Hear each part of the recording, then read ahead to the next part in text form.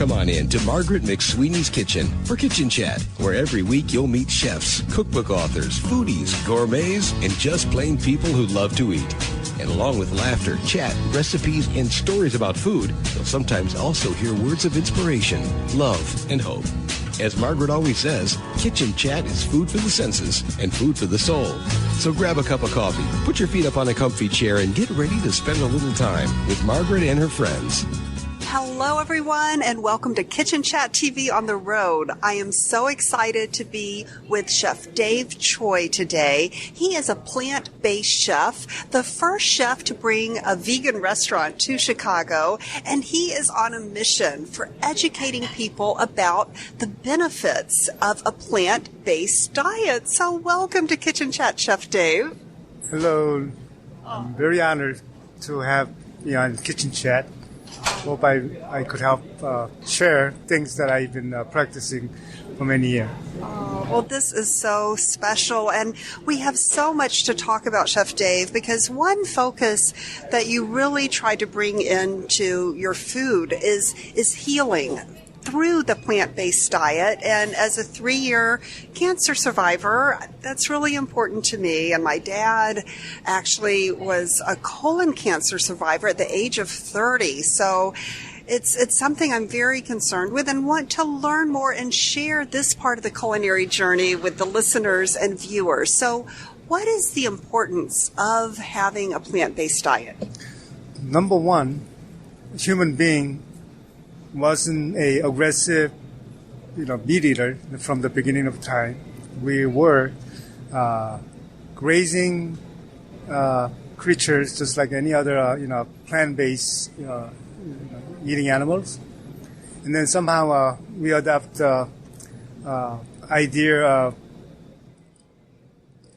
fighting against the predator, and then learn how to start fire, and then experiencing domination of animals out of the intelligence, then start eating the flesh of meat. And that's where all the balance been broke off from the beginning of time. But even in this day and age of 21st century, there's so many people self-serving and not taking care of their body's need, and paying it with all kinds of free radical inflammation, example like cancer, diabetic condition, obesity, and heart disease. It's very important because there's so many medication treatment that is advanced, but that is really not the cure. Asking one meal one day at a time to be more conscious about what you eat, that is not acidic environment. Yes, and there's so much I want to talk about regarding the benefits of plant-based. I guess in the process of starting to eat meat, we lost a lot of the benefits, and you talk about free radicals. Could you explain that? Well, first of all, I have a very close friend who's been studying and researching this issue for many, many years. His name is Dr. Colin Campbell of Cornell University, and he wrote the book called China Study many years ago, and now it's been a New York Times bestseller for the last 10 years because his research, his philosophy of acidic environment of food that relate to human disease is so phenomenally accurate. Like, what is acidic environment? Number one, sugar is very addictive and acidic. Yeast is also very acidic, and dairy, and finally all the meat protein. That's including salmon, caviar, chicken. A lot of people think fish is not a animal, but fish is animal protein. So how do we substitute the protein? Because I guess our body needs protein. So how do we get that protein and the important nutrients and ingredients without incorporating meat? Well, planet Earth is created by ozone layer. That ozone layer is what? The living element of the planet. that sustain air that we breathe, water that we drink, food that we could consume. Almost 100% of all food chain is grounded on top of the earth, soil. That is all plant. And then I have so many people ask me about where did you get the plant if you only eat plant-based protein? Well, how do you get it? Then I would ask elephant, mammoth elephant, 500-pound cow, horses. Where does it get that much protein by glazing grass and grains? So, for example, I would say 100 grams of kale has more protein content than 16-ounce filet mignon. Can you believe that? This is mind-boggling, but I love how you explain this because the animals are getting the protein from the ground, so we as humans should consider getting our proteins and nutrients from the ground as well. And we're hearing a lot about grass-fed beef, so it all ties in. So what can we personally do at home to create more of a plant-based diet and not lose the deliciousness in the preparation? Well, first of all, this is not a diet. I always tell people, if you think this is diet, that diet's going to break up as soon as you quit. As soon as you feel nothing like following it, you quit. Right. It is a lifestyle of feeling good. Yeah. So I will not ask people to do it for the rest of your life. I only ask people do it for 3 days. No sugar, no yeast, no dairy, no meat for 3 days. And don't ask me, but ask yourself. Listen to your body. See what your body is saying. If your body is saying, wow, I feel good, then do it for another 3 days. Then feeling the reaction of your body. Simply feeling good. When you keep feeling good, waking up feeling good and sleeping feeling good, why do you want to go back to that old misery of bloatedness, not being able to function your body in 100% freedom? That's a 3-day challenge that I think I can try on my own during this culinary journey. Now, what are some ways that I can make my vegetables taste good and feel full, I guess, after too? Well, first of all, it's not just the vegetable. Okay. You have so many, things that you could try instead of, meat or any kind of dairy. There's things called almond milks, rice milk, soy milk. And if you go to Whole Food or any reputable grocery store, there's all kind of starter kits for people willing to try for change with the plant-based. Even you may eat something that tastes like chicken, but first it's better than eating chicken. So when you experience 1, 2, 3 kind of the consistency, it becomes part of your rhythm. So when you are rhythm in the motion, it's almost like playing with the like mud pie when we was a kid. It's having fun. Sometimes it came out dry, muddy, but when you have the feeling of I did it my way, it simply makes you feel good. Right. Now, are there some specific spices that are important to include within the preparation of the vegetable lifestyle? Well, first of all, almost 100% of all the inflammation. Inflammation is the beginning of all the ailment, like cancer, neurological disorder, respiratory disorder, cardiovascular disorder. It all created by inflammation. So what is the causing element of inflammation? Simply sugar, yeast, meat, and dairy. Then what is the basic and oldest ingredient that humans use to control that inflammation as a healing regimen?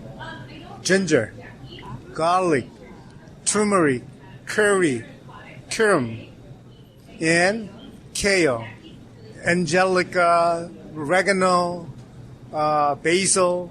These are all anti-inflammatory medicine. Why? A lot of those vegetables, even insect don't dare to eat that thing because it's so anti the insect. Why? Because it's so alkaline. Okay. Okay. So, what about grains?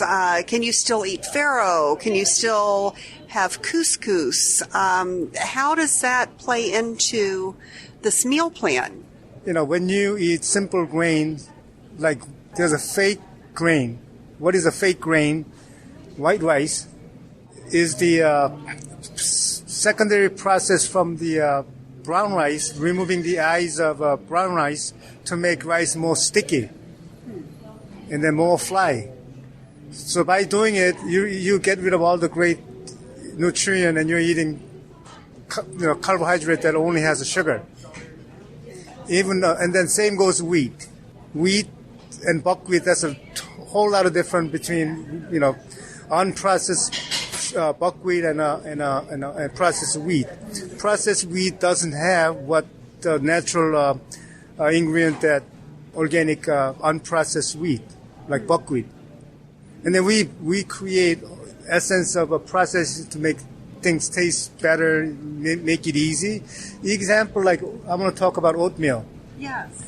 If you go buy one of those oatmeal that has a picture of those Puritan, that oat is junk. When the factory press that oat, guess rest of the pressed liquid goes. Your horse and your cow eat all that wonderful nutrient, and then the hollow, worthless nutrient of the the texture we pay and we buy for that. So if you want to eat the nice oat, try to do unprocessed steel cut oat. Okay. Now you say we should avoid sugar, but what about the natural sugar from fruits? Does this mean we need to limit our intake on bananas and pineapples and all of the deliciousness from that? Well, sugar and fruit. A lot of people think sugar is fruit is a gift of the, like nature. But fruit, no matter how you cut it, fruit is a sugar. If you break it down, and if you chew it, if you put it in the stomach content, no matter how you look at it, it becomes sugar. It's a sugar. So, what is the right ways to approach the fruit? I would not ask average Joe to eat fruit off the bat. For those people who has a sleep deprivation, usually a lot of these people eating fruit after 7, 8, 9 o'clock at night. So what is the basic content of fruit? Antioxidant and sugar. So it keep perking you up. You're going to be toasting and turning for 10, 12 hours, not having comfortable sleep because your brain wave is constantly picking up because of the activation of sugar and antioxidant. So I would only recommend people to purify their body for 10 weeks with no sugar, no yeast, no meat, no dairy for 10 weeks. Then you could approach fruit only in the morning. It's like a Kickstarter. Because of sugar and antioxidant, your body could be able to burn it while you're rising with the great metabolism. So you could use it as an extra boost. Okay. Other than that, if you eat fruit after 6 o'clock, you better kiss your goodbye. And I always try to have a banana at night thinking, oh, this will help me sleep peacefully. I guess I've been doing the wrong thing. Well, many people opening up, kitchen refrigerator, middle of night, empty. So people usually comfort them with like cookies and milk. It's not that their body is empty and hollow because there's a lot of acid reflux going on because consuming of meat and dairy and sugar throughout the night, your body and stomach, especially stomach, has leftover acid to send a signal, wrong signal to your brain, I'm hungry. But you're not hungry. So soon as you get rid of that 4 element out of your diet, you're never going to open that refrigerator door in the middle of the night. This is such great food for thought. Now, what about the whole concept of fat? I mean, does this life choice of vegetable nutrients take us away from that, or can we still have the avocados and things like that? I always say human, we have one plumbing system from your mouth to your rectum. It's all connected as one pipe. So it takes about 10 weeks to purify entire system. Yes. Then you could add avocado, nuts, and more grains with higher content of protein and olive oil. See, any oil plant-based oil that has very low molecule burning point, you could use it to flavor, not to cook with. Cynical thing about people stir frying with oil is it's not that oil is bad. Once it gets to the point of burning element, it becomes saturated. Then it becomes some sort of carcinogen. Wow. To boost acidic environment in human digestive system. I've been working with many cancer patients. The most common element of those people suffer. Of course, they have a rigorous, invasion of chemical like chemo and radiation, and falling apart with the immune system and getting rid of all your good probiotic. But more than that people, trigger to lose the battle of cancer is their mindset. Many people suffering lingering attachment pain. So they trace how long they've been suffering with all this painful chemo and radiation, and then they predict how long they will be suffering with same kind of notion. So they're not living in a moment. So every day is a misery. Waking up is a misery, not happy. But I always tell people, whether you have cancer or any kind of disease, we live each day. Yes. If you breathe, sniff 2 times, you only need that to sniff cocaine. We only breathe, one exhale. So I always say, life is constantly in circulation of saying hello and goodbye. When you inhale hello, say thank you. When you exhale goodbye, then show the gratitude of your being. So I have created this group called Just Be Meditation. Just Be. BEE meditation. If you look at the specs of a bumblebee, even Dr. Einstein said it's a fluke. That bee should never be able to fly with that big body and little wing. But the bumblebee is the hardest working bee of all the bee. They work all day defining all that, obstacle of their big body. Yes. So I always say you are one big bumblebee called cancer. You have a gift that no one has yet, but you have power to define being yourself. And I say cancer is not invasion of outer souls. It is your soul, your cell just got lost. And then it was running away from your T cell, because your T cell is like a policeman in patrol. When they capture that one individual cell, they kill them, But when there's acidic environment, and when each cell get congregated and meet at each other, it becomes addition of some sort of congregation, it becomes disease called cancer. Right. Then there's no match for your T cell. So I always tell people, let's do this. Hey, cancer cell, I love you too. You're all my cell. I don't know where'd you get lost, but you got to understand one thing. You're still feeding off from my oxygen, my water, and my food. So I'm going to even though you're intruding my body without my permission, I'm going to let you live. But you let me live too. Right. So let's each day wake up and sleep together, hoping we could continue this relationship without anger, without resistance. Yeah. Hopefully one day you could pack up and leave.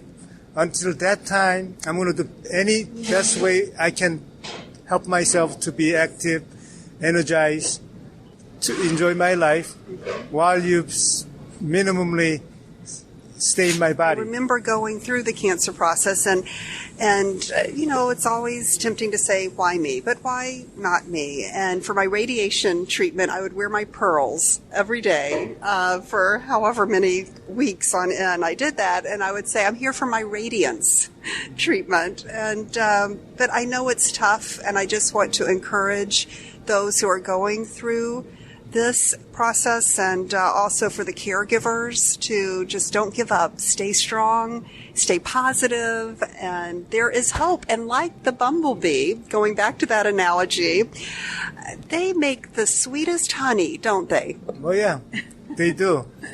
And life itself is very simple. If you learn how to being grateful by air, water, and food, especially all the food that grounded to the earth. That's the abundance of net first foundation of nurturing of all the living element. Yes. They nurture on grounded food.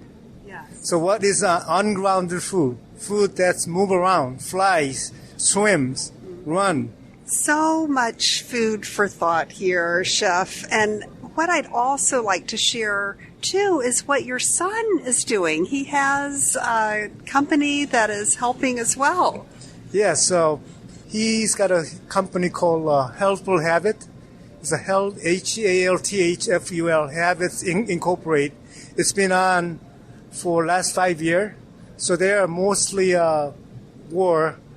consulting and educating and programming company. So they did a lot of executive training and counseling for company like Everlab, Jaguar Motor, Kraft, and all this other, big corporation. And corporate executive down to management people to eat healthy and consciously. So share that same regimen to their employees to save on sick leave, productive, elevation of the worker and healthcare cost. So they've been doing it. They were very successful. They've been calling out from many institution and retreat center around the country. So now they just form another company called Phyto Food, PHYTHER Food, indicating the vegetable has a phytonutrient. With that, it fights all the inflammation. So therefore, it's kind of a healing way of helping public with clean burning fuel for active daily life. So it's going to be coming out sometime next spring. That is so exciting, and I'll make sure I put a link to the fighter food, and I love that play on words, the fighter, because they're with plant-based meals, we can fight some of the negative things going on. Right now, they are building their manufacturing plant in West Chicago along with their corporate office. They're going to have a little outlet store in the front portion of the corporate office to demonstrate that Phyto bar is not just energy bar. My son will demonstrate it could be mixing with making smoothies and sauces and dressing using the same ingredient in their daily life. So it's not just bars going to be fueling in between meal. It's going to be the bar that basically needing in your refrigerator like ketchup and mustard and salt and pepper. I love that. Now, is there a cookbook that might be around the corner for you? I think you have so much to share. Well, right now, I've been so busy running around, but hopefully one day I would have simple, thing, because my cooking philosophy is not about the recipe. There are simple ways to create your own touch. You only need like a 3 elevated instruction to become your own. Just like when you have a crayon and canvas, right. You just draw. That's the artistic of cooking and creation. But for those of us who aren't artists and never can even draw, I can draw stick figures, that's about it. It's great to have some instruction from the artistic master to guide us along the way. So I do hope that a cookbook is around the corner, Chef. But another quick question for you. Probiotics, you had mentioned that. Are there natural probiotics that we can use within the plant-based community? Probiotic is a very important element of digestion and help regulate your digestive system. So here's the thing. If you eat plant-based raw, then, you're in big trouble because raw vegetables need more probiotic to break it down. So if you are healthy, you could have raw vegetables during the summertime, but you need balanced diet. When you become so extreme to one side, you're losing all that other side. So what do we do for probiotics with the vegetarian lifestyle? What are the options? Number one, there's so many offering of already great probiotic food that's been fermented, like miso, kimchi, sauerkraut, pickle, garlic, ginger. These are all natural probiotic. Thank you so much, Chef Dave. I think I'm going to start this new year off with a healthy challenge, and thank you so much. I'll make sure, listeners and viewers, that we put the link to all of your information so they can see some of the great things that you are doing, and also your son's business as well. And any last bit of advice for those of us who are contemplating living a lifestyle of vegetables? Well, first of all, this is season's greeting. We just had a Thanksgiving, and we got the New Year's Day, Christmas, and all this, eating holiday. Yeah. Especially this time of the year, if you could manage how to love yourself by being sensible during this holiday season, you never have to talk about New Year's resolution. Why? Because, from end of the Christmas time to January and February, there's so many business and health club because everybody's saying, I'm going to get fit, but it's not a good thing. If you could control and manage everyday's life, exercising, eating right, you all set. There's no need for any extra supplement, any extra superfood, any extra trainers. Yes. Oh, well, this is just great advice, and to take it 3 days at a time. So I'm going to take your challenge and share with you, listeners and viewers, and definitely keep in touch with you, Chef Dave. Thank you so very much. Thank you. Have a happy holiday. Oh, thank you, and happy holidays. Merry Christmas, Happy New Year to you, dear listeners and viewers. And always remember, especially during this very busy time of year, to always take a moment and savor the day. Thanks for joining Margaret for Kitchen Chat today. Margaret would be so excited for you to drop by and visit with her at kitchenchat.info, where you'll enjoy podcasts, blogs, recipes, tips from chefs, and even great giveaways. She invites you to share your recipes and kitchen stories too. As Margaret always says, savor the day.